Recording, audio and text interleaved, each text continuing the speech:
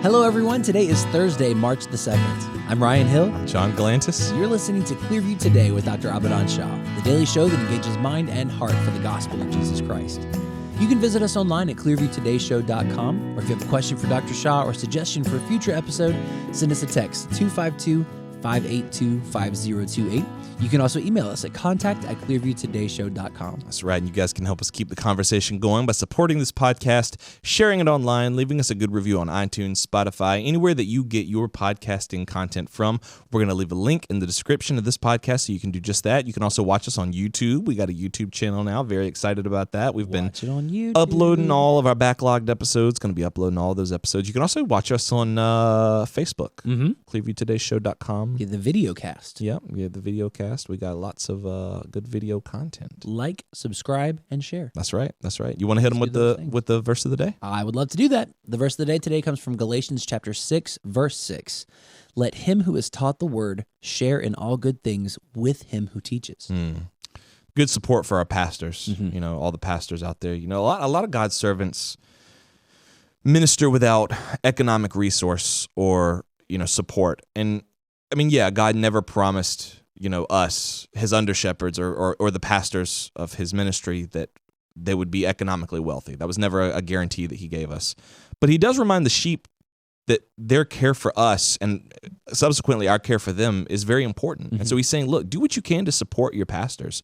Do what you can to support those who share God's word with us, because, sharing all good things, it's more than just money. Give them a word of encouragement. Text them, let them know, hey, you're impacting my life. Yeah. And it means a lot to me. Yeah, if you ever are going through your day or going through your week and you have the thought cross your mind, man, I should text my pastor. I should email him and let him know that I'm thinking about him and praying for him. Please do it. Do it. Don't let that thought flee from your mind. Don't let it fly away from you. Take action on that thought, because we can tell you firsthand, just from knowing Dr. Shah and working under him for almost 10 years now. You don't know the burden that they deal with every day, the spiritual burden of all of their flock, especially if they pastor a large church. You don't know what that burden's like. I don't fully comprehend what that burden is like. So I text Pastor Shah every day, but every now and then, especially on Saturdays when he's prepping a sermon, that's just one thing that we love to do. Hey, praying for you. You're gonna do great. Yep. And it makes all the difference, because you'd be surprised how little they hear that. Yeah, absolutely. I've been getting into something. And okay, confession time. I have found a new passion in life. And David, if you want to hop on the mic, because I know you take issue with this. That's a new passion in life. What is this? Is this a hobby? Is this? Go ahead. You go ahead. Walmart thrillers. Huh? Okay, so they could also be Target thrillers. So Reese Witherspoon. Well, I do. She has a Not book. Personally. She has a book club. Our good friend Reese. Reese, if you're watching, send us a text. So there's this thing called Reese's Book Club, which is kind of like Oprah's Book Club, but Oprah's Book Club is kind of yeah. So I like Reese's Book Club, but she puts out, when you are in Walmart or Target and you see like the book section, and like it's not Barnes and Nobles, it's just. I was thinking thriller like movies, like no. Okay, like you go to like Walmart or like Target has a bigger one, but they have like a book section. Yeah, they've got like the top like thrillers, like the recommended top picks. They're aimed at women. Like they're 100% aimed at women. It's like you got your Ana Reyes, your Katie Gutierrez. They're like writing. I don't know any of these names. Yeah, you wouldn't. But Reese Witherspoon does. They're writing like thrillers, like cheap Walmart/Target thriller mysteries. Sure. And they're typically aimed at women, because they're in Reese's Book Club, which is a women's book club. I love them.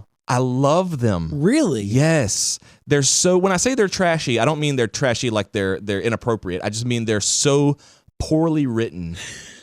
They all follow a formula of like a self-destructive woman who's so obsessed with her career that she doesn't realize that her literally picture perfect spouse who does everything right is still not enough for her. So she has to dive into her career, ruin the relationships with people around her. She always has father issues, but she's uncovering some murder that was like hidden years ago. They all follow the same formula, and I love them.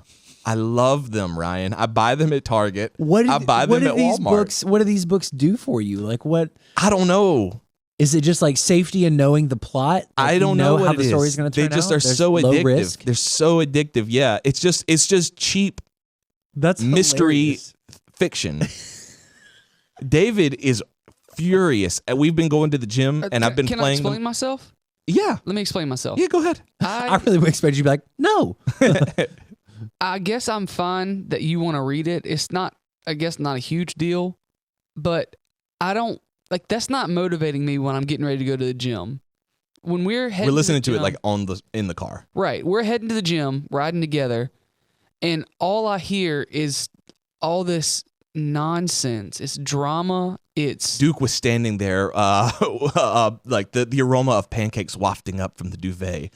I watched him; his jaw clenched as he wondered what I was thinking. Like, it's so stupid, and poorly written, but I love it so much. It's not trashy. It's not like trashy because it's women's literature, or it's not trashy because it's like aimed towards women. It's trashy because there's so much drama. There's a lot of drama, yeah. And they always have an issue with their father or their mother. Their mother probably died when they were young, or their father died from a sickness, and the other parent was either abusive or neglectful or something. Their husband or their fiance is perfect. They are a picture perfect caricature of a man, and yet there's still not enough to satisfy that woman. She has to uncover this murder or uncover this mystery, and it's always like Where the Crawdads Sing. That got really popular, and it was a movie on Netflix. I still haven't seen it, but I'm reading. I'm reading Where the Crawdads Sing next. Yeah. Very nice. Well, I'm loving it. I'm happy that you have found this new love for this literary genre. Men, when your wife drags you to Target, go to the book section and buy these cheap thrillers. I'm telling you, The Girl in the Window, I read that one too. Or The Woman in the Window, I read that one too. It's horrible. Poorly written, but so fun. Well, so fun. Okay. Do it, guys. I'm telling y'all. Well, as we're talking about our spouses, that actually leads into the question for today. The question for today comes from DW. Do you think we'll see our spouses in heaven? This came from a message, a longer message that DW sent us. So we'll read it when we bring Dr. Shah in. But what a question. Yeah, that's a great question. 100% wondered that. Like, will we see our spouses, our pets, our old friends? Am I really going to see Mima in heaven and recognize her? Yeah. What's that going to be like? We're going to talk about that. We'll get Dr. Shah in just a minute. We'll bring up that question at the end of the episode, so make sure you guys stay tuned for that. But if you have any questions or suggestions for new topics, make sure you send those in to 252-582-5028, or you can visit us online at clearviewtodayshow.com. We'll be back after this. Hey everyone, my name's Ellie. And I'm David. And we want to take a minute and let you know how we can actually serve you as you're listening to Clearview today. The Bible paints an extraordinary picture of who we are as a church body. The mission of Clearview Church is to lead all people into a life-changing, ever-growing relationship with Jesus Christ. A huge part of leading people is praying for them. A big reason that Christians have unanswered prayers in their life is because they're not praying. 1 John 5:15 says, "And if we know that he hears us, whatever we ask, we know that we have the petitions that we have asked of him." If you're listening to the Clearview Today show, we want to know how we can pray for you as well. There's a number of ways that you can get in touch with us at Clearview and share your prayer request, but the best way is by texting us at 252-582-5028. You can also send us an email at prayer@clearviewbc.org, or you can download the Clearview app on iTunes or Google Play. On that app, there's a dedicated prayer wall that helps us to get to know what's going on in your life, how we can pray for you, and how we can take any necessary steps to get you moving in the right direction. Thanks for listening. Now let's get back to the show.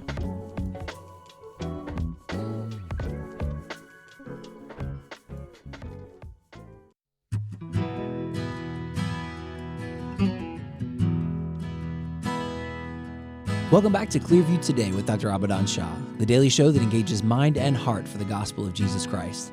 You can visit us online at clearviewtodayshow.com, or if you have any questions or suggestions for future episodes, send us a text at 252-582-5028. Or you can also email us at contact@clearviewtodayshow.com. Dr. Shah, welcome to the studio today. I'm glad to be here. And just before we begin, I just want to say thank you to you guys and David and Nicholas in the back.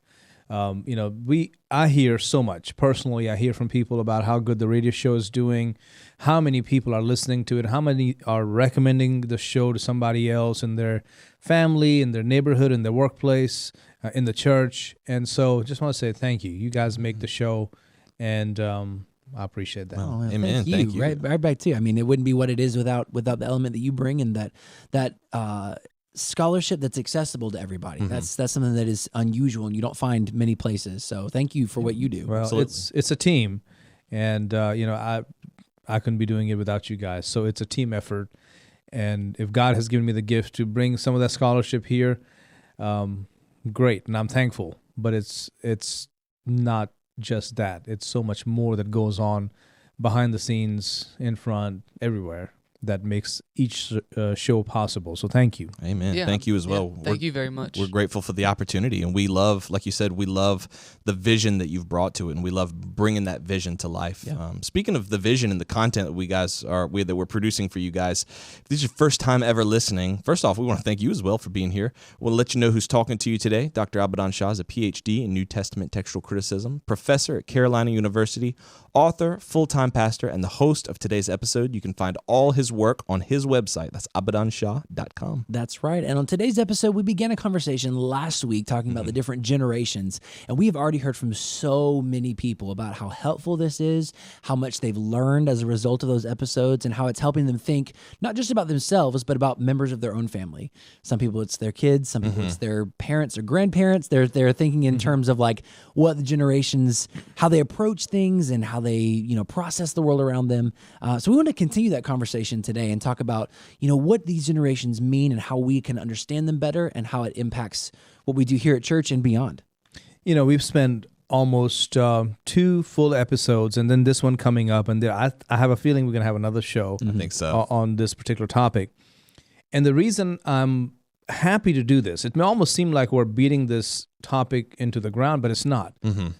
The reason we need to do this is because this is becoming a big battleground. Mm-hmm. The generational divide is becoming a big battleground. It is so essential, especially we in America, especially we as Christians in America, who are being pitted against each other, right? We Americans have been pitted against each other in the past few years, that at least here we would stop and learn and grow, not just with knowledge, but also with godly wisdom, and not allow the enemy or the enemies, right? There's the enemy, we know, always been there since the beginning, but also the enemies of our culture, our civilization, our society, from taking advantage of us. And I mean, what joy is there to have kids fighting with their parents, or parents,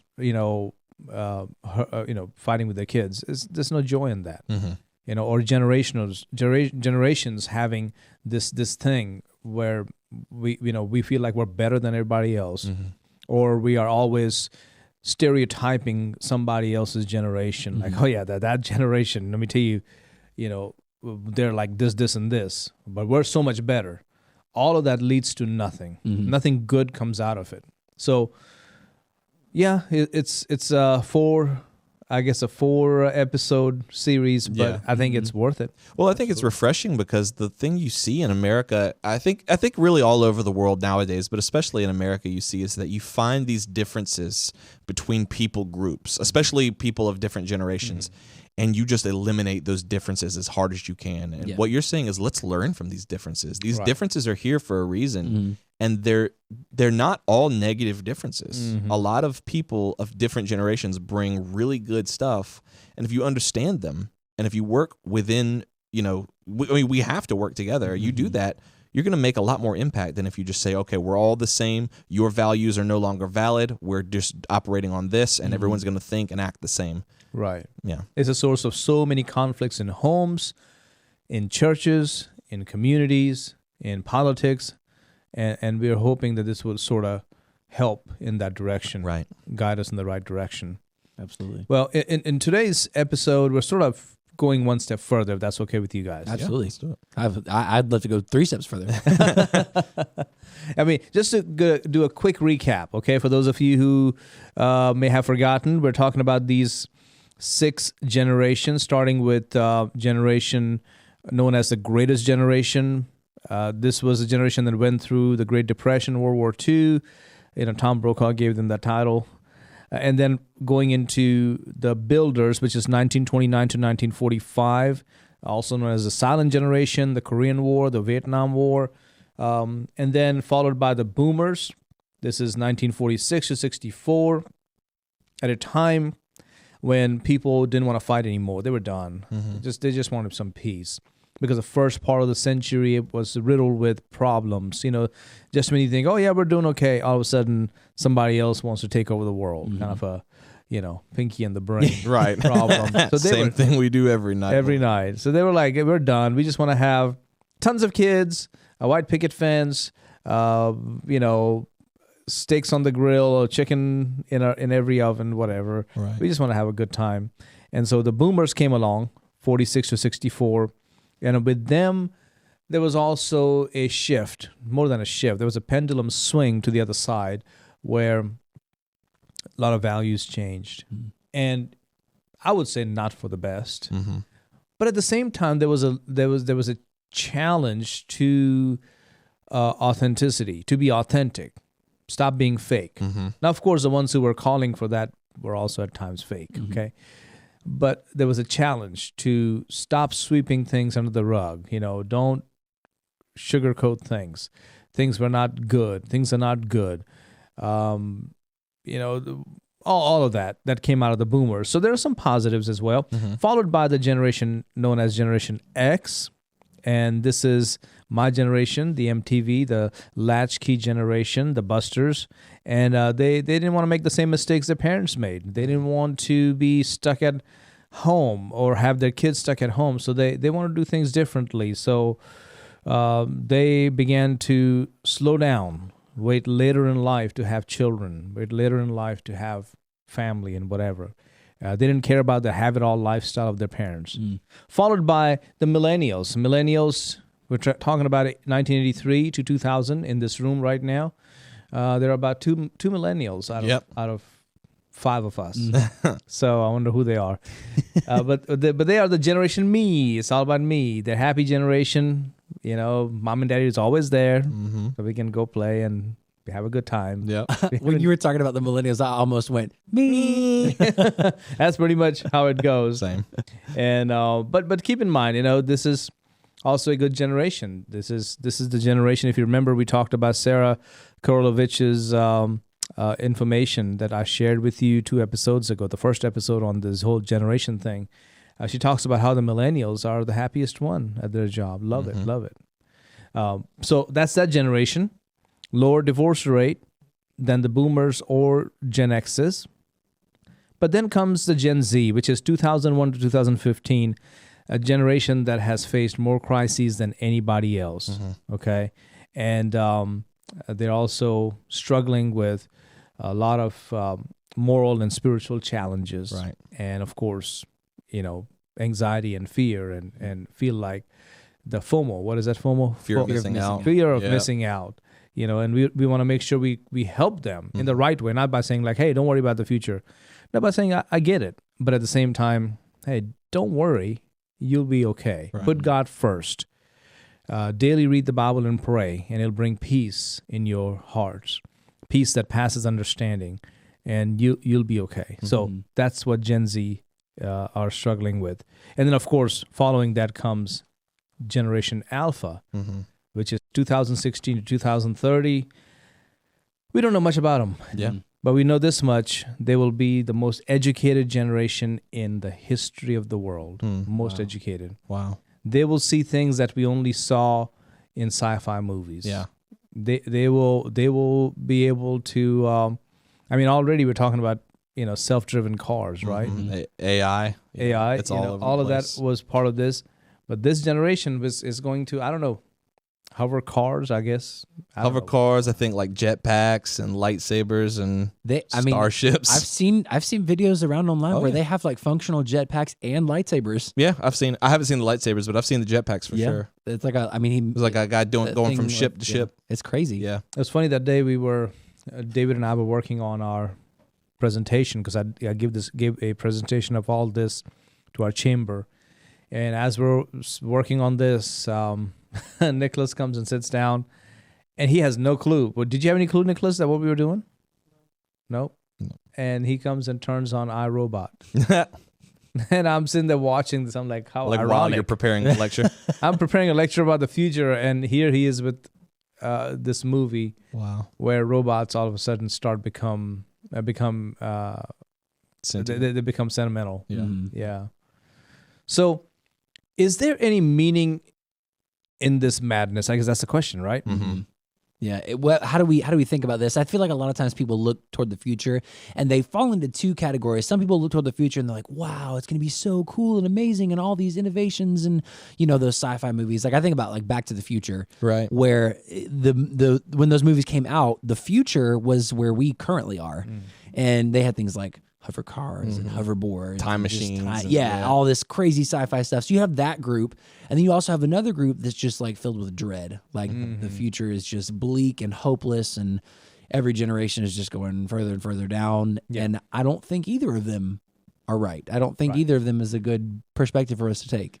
Ultimately, we have to acknowledge and affirm that only God knows the future. We have to begin with that. God is in control. God knows the future, and that's okay. That's good. But then God, in His Word, also gives us the changes in the generations. Okay, now if you read the book of Genesis, the first book in the Bible, it's known as the Toledoth. Toledoth are the generation. These are the generations of Abraham. These are the generations of Isaac. These are the generations of Esau. So why did God do that? To help us understand that generations differ with each other. We try to put everybody in the same box and say, this is how people are. And that's true when it comes to things like sin, when it comes to things like salvation. There's only one salvation for every generation, and that is through Jesus Christ. He is the way, truth, and life. Amen. No one comes to the Father except through Him. So those are things that are set. That's what it is. But then when you study the Bible, you begin to see that each generation is different from the next. And once you understand the wisdom behind it, it helps you, in the sense, navigate and reach that generation more effectively. Yeah, it's funny that you say that because we typically only think of the main characters. And so those big blocks of text where we're talking about these different generations are almost just filler in our minds. But then you think about it, like we get from Adam to Noah and things are so drastically different. And we're like, well, how did this happen? Yeah. Well, look at all of these generations where everyone's bringing in their own differences, their own set of values is changing. Right. Yep. We tend to just think of like the main characters, and that's the only thing that occupies any amount of time. Right. Our time is short, so what I want to do is exactly what you said here is, John, that I'm going to try to explain generation theory in 8 minutes. Let's do it. That's going to be tough, Love it. but we'll try. So a quick history, it sort of goes all the way back to Karl Mannheim back in his 1923 essay titled The Problem of Generations. And in this generation, he explained that a generation is a social location that has the potential to affect an individual's consciousness in much the same way as social class or culture does. Social class culture, this is how you grew up, this is the kind of music you listen to, and the people around you, your age group, also listen to the same thing. So he made the case that generation is also a social location. This is your generation, talking about my generation, right? Like the song. Yeah. And his theory kind of gave us the idea that somebody else later on sort of emphasized, which is this: people resemble their times more than they resemble their parents. Wow. That's a powerful statement. It is, isn't Trying it? to wrap my mind around it. People resemble their times more than they resemble their parents. Yeah. Like you look like your parents. Right. Gavin looks like you, right? Right. Or like Ellie, really. But Yeah, maybe, that's for maybe sure. Holden looks like you. We don't Maybe know a yet. little bit. Maybe a little bit. Yeah. But what these people are saying is, people resemble their peers more than they resemble their parents. Yeah. Culturally, that stuff wears on you. Not wears on you, but that stuff impacts you and shapes you and molds you more so than the physical appearance. Changes of your thinking. parents. Yeah. Yeah, and we want kids to be like us, right? Our kids to be like us, and I think we should. And there are places where, biblically speaking, we've been mandated to do that, right? And like Deuteronomy chapter 6, the Shema. Hear, O Israel, the Lord your God, the Lord is one. And these commands that I give you today shall be on your heart, and you shall teach them to your children diligently. I'm kind of paraphrasing here.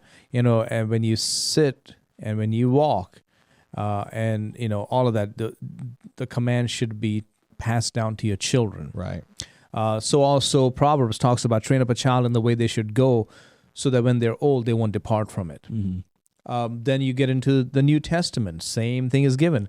People brought their kids to Jesus so he would bless them, right? That's very special. Think about that for a moment. We think parents dote over their kids now, but no, 2,000 years ago, they were like, "Would you please bless bringing their kids to Jesus. My little Jimmy, because I want him to grow up and rule the world." And I know if you touch his head, he'll do it. Yep. Yeah, like James and John's mama said that, can they come? Can they sit next to you in the kingdom?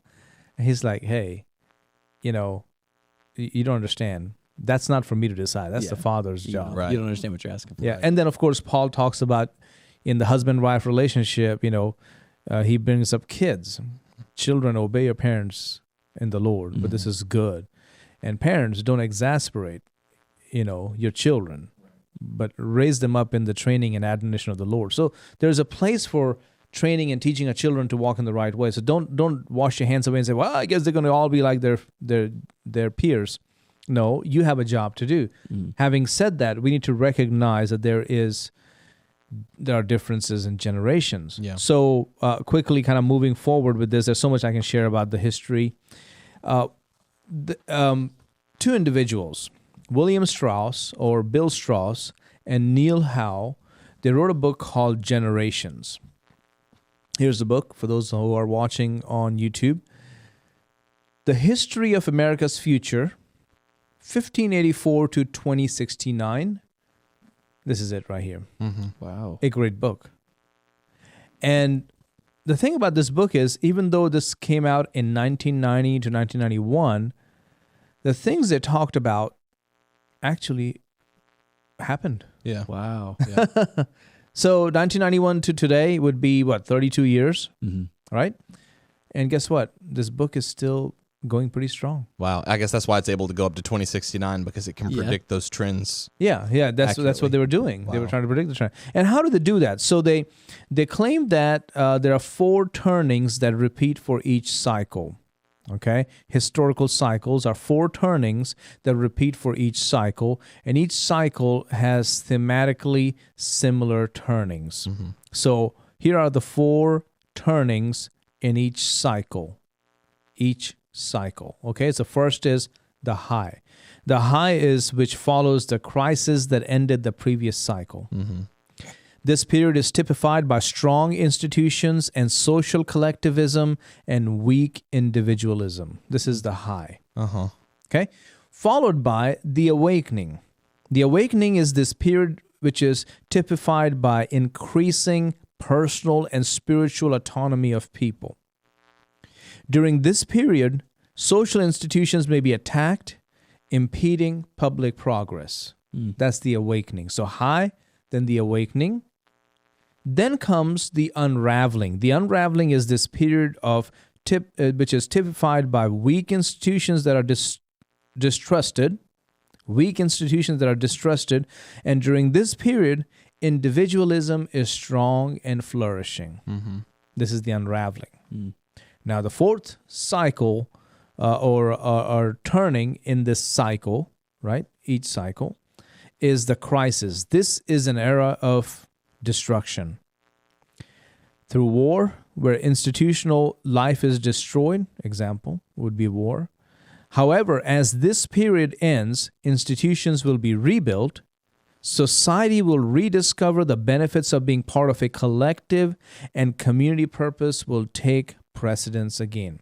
So what are the 4 turnings in its historical cycle? You have the high, the awakening, the unraveling, and then the crisis.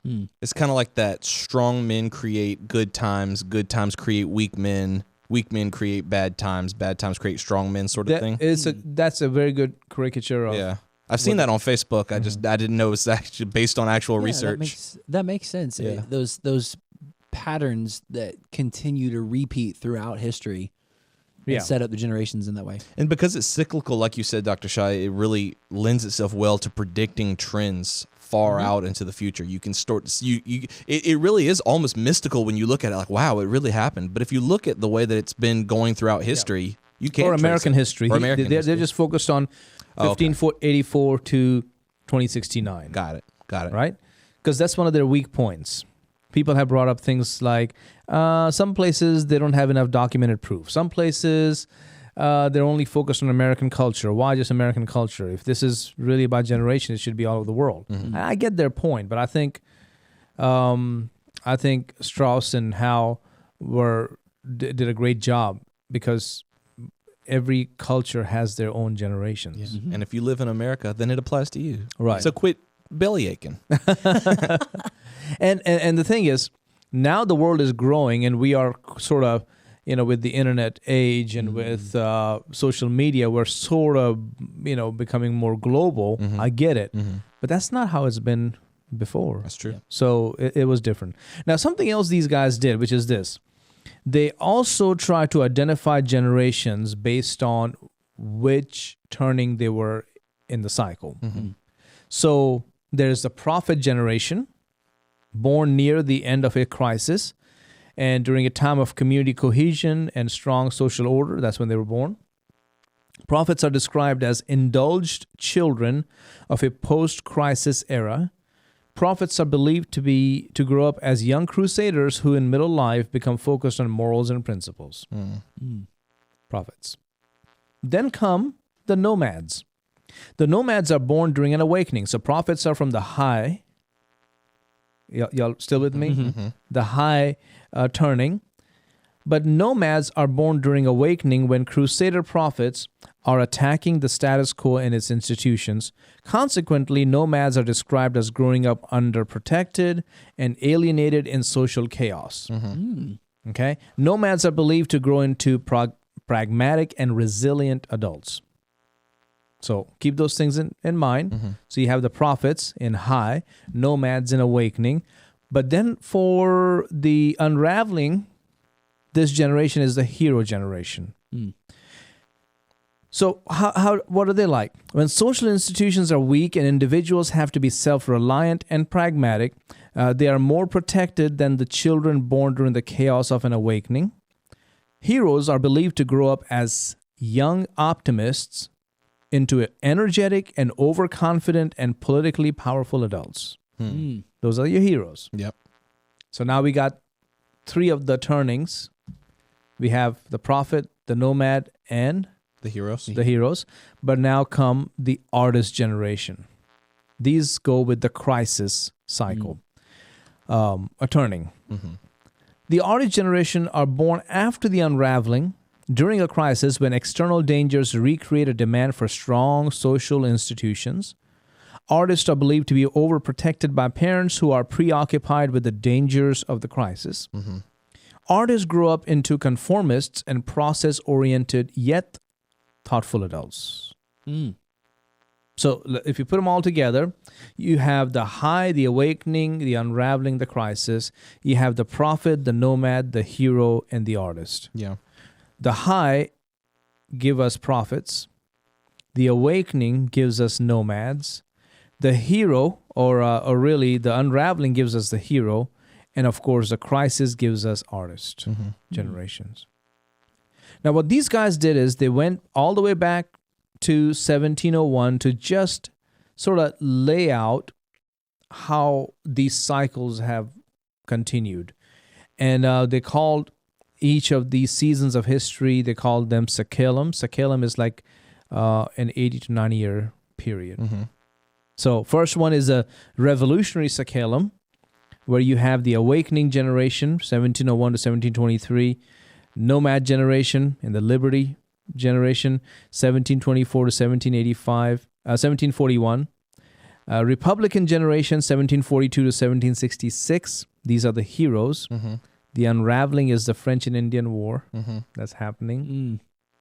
And then 1767 to 1791 is the artist, which are coming out of the crisis, which is the American Revolution. And that completes one cycle. One cycle is completed. Wow. Yeah. It helps to see in context of history. Yeah. Like the historical events. Do Here's you have how another? can trace it. Yeah, there's another one. There's a Civil War Sakellum that begins in 1792 and ends in about 1859. I can't read these numbers right. But the prophet idealist would be the one from 1792 to 1821, the era of good feeling. So you have James Monroe, we talked about him on our president show. Yep. You know, he is the manifest destiny. Mm-hmm. He is the guy who says, no more, none of you guys are welcome here.